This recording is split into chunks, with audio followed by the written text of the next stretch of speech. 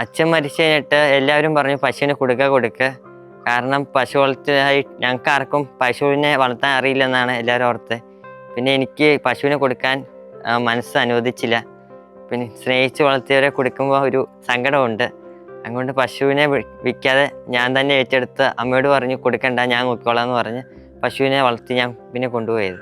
2020 October 17-ാം തീയതി ആണ് ബെന്നി പെട്ടെന്ന് പ്രഷർ കൂടി മരിച്ചത്. അന്നേരം കൃഷി കാര്യങ്ങളെല്ലാം ഉണ്ടായിരുന്നു, ആ കൂടെ ഞങ്ങൾ പശു വളർത്തലും ഉണ്ടായിരുന്നു. അപ്പോൾ പെട്ടെന്ന് ബെന്നി മരിച്ചു കഴിഞ്ഞപ്പം പശുക്കളെ എല്ലാം കൂടെ മുമ്പോട്ട് കൊണ്ടുപോകേണ്ടത് ബുദ്ധിമുട്ടായിട്ട് എനിക്ക് തോന്നി. അന്നേരം പശുക്കളെ വിൽക്കാനായിട്ട് ഞാൻ തീരുമാനിച്ചു.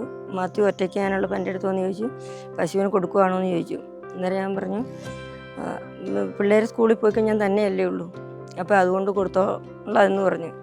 അന്നേരം അവൻ ഭയങ്കരമായിട്ട് കരഞ്ഞിട്ട് പറഞ്ഞു, അമ്മ നോക്കണ്ട, ഞാൻ തന്നെ നോക്കിക്കൊള്ളാം എന്നും പറഞ്ഞ് അവനെ ഉത്തരവാദിത്വം ഏറ്റെടുക്കുകയാണ് ചെയ്ത്. അപ്പോൾ ഇവൻ്റെ സങ്കടം ഇവിടെ ഉണ്ടായിരുന്ന എല്ലാവരും കണ്ടു കഴിഞ്ഞാൽ എല്ലാവരും പറഞ്ഞു ഇവൻ്റെയും മാനസിക നില തെറ്റും എന്നൊരവസ്ഥയിലായിരുന്നു.